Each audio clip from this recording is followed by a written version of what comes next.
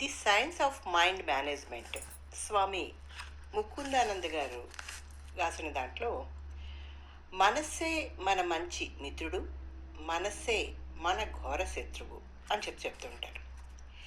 చెప్తూ ఆయన భగవద్గీతలోని 6వ అధ్యాయం 5వ శ్లోకాన్ని చెప్తూ, నీ మనస్సు యొక్క శక్తిచే నీవు ఉద్ధరించుకుంటావు, నీకై నీవు అధోగతి పాలవద్దు. ఎందుకంటే మనస్సే మనకు అత్యంత సహాయకారిగా ఉండొచ్చు, లేదా బద్ధశత్రువుగా కూడా ఉండొచ్చు అంటారు. సో అలా అనడంలో ఏమిటి అంటే మనసు ఎప్పుడు స్వతంత్రంగా ఉంటుంది. నరకంలో ఉన్న స్వర్గంలో ఉన్నట్లుగా అనుభవం చేయవచ్చు, లేదా స్వర్గంలో ఉన్న నరకప్రాయంగా ఉన్నానని అనుభవాన్ని కూడా కలిగించవచ్చు.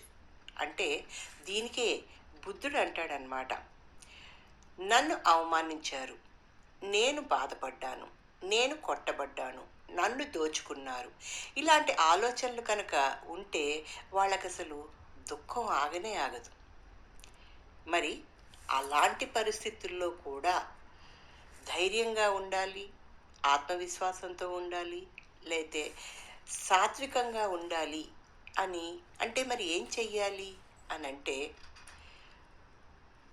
నన్ను అవమానించారు, నేను బాధపడ్డాను, నేను కొట్టబడ్డాను, నన్ను దోచుకున్నారు, ఇలాంటి ఆలోచనలు అసలు మనసులోకే తీసుకెళ్ళకూడదు. అంటే దాన్ని మనం స్వీకరించినప్పుడు మాత్రమే మనకి దానివల్ల బాధ కష్టము వస్తాయి. అది ఎప్పుడైతే స్వీకరించలేదో అప్పుడు అది మన మనసుకి చేరనే చేరదు. కాబట్టి మనసుని ఆ రకంగా మనము పటిష్టంగా చేయాలి.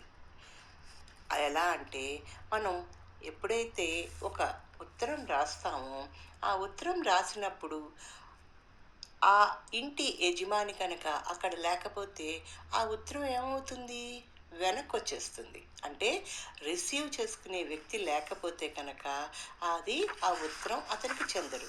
అదే రకంగా మనం కూడా ఎవరైనా సరే మన గురించి చెడు వాక్యాలు పలికినప్పుడు దాన్ని రిసీవ్ చేసుకునే మనస్తత్వంతో ఉండనప్పుడు ఆటోమేటిక్గా మనం ప్రశాంతంగానే ఉండడం అనేది జరుగుతుందన్నమాట. అందుకోసం అని చెప్పి మనం ఎప్పుడూ కూడా మన మనస్సుని ఉన్నత స్థితిలోకి ఉంచుకోవాలి. లేదు అని అంటే ఏమవుతుంది అని అంటే, మనం ఈ మనస్సు దాని ప్రకారం మన కనుక ఉన్నాము అని అంటే కనుక అది మనని అధోగతికి ఈడుస్తుంది. ఆ ప్రకారంగా మన ఆత్మ అయితే మనం బ్యాలెన్స్డ్గా ఉన్నప్పుడు మనం ఉద్ధరింపబడతాం. అలా కాకుండా ఉంటే మనం అధోగతి పాలవుతాం. అందుకోసమే అంటారు, బంధమున బంధనమునకు మోక్షమునకు మనస్సే కారణం అని బుద్ధుడు వేరే వేరే మాటల్లో రకరకాలుగా చెప్పడం అనేది జరిగిందనమాట. ఇక్కడే స్వామి ముకుందానంద ఇంకొక విషయం చెప్తూ ఉంటారు. అదే ఏమిటి అంటే, మనస్సు ఎప్పుడైతే తన నాశనాన్ని తనే కోరుకుంటుందో, అంటే దాని అర్థం ఏమిటి, మంచి దారిలో కాకుండా చెడు దారిలో వెళ్ళాలని అనుకుంటుందో, నికృష్టమైన వాంఛలకి ఎన్నో అవకాశాలు ఉన్న పరిస్థితుల్ని భగవంతుడు కల్పిస్తాడు. దానికి తగిన పాఠాలు, అనారోగ్యం, దారిద్రం, అప్రతిష్ట ఇలాంటివన్నీ కాలక్రమంగా వస్తాయి. ఈ మధ్యలో దాన్ని అందరూ గొప్పగా లా ఆఫ్ అట్రాక్షన్ అని కూడా చెప్తున్నారు. అంటే దాని అర్థం ఏంటి, మనం దేనివైపు అయితే మనం దృష్టిని సారిస్తామో దానికి తగ్గట్టుగా మనకి పరిస్థితులు ఏర్పడతాయి. That is called law of attraction.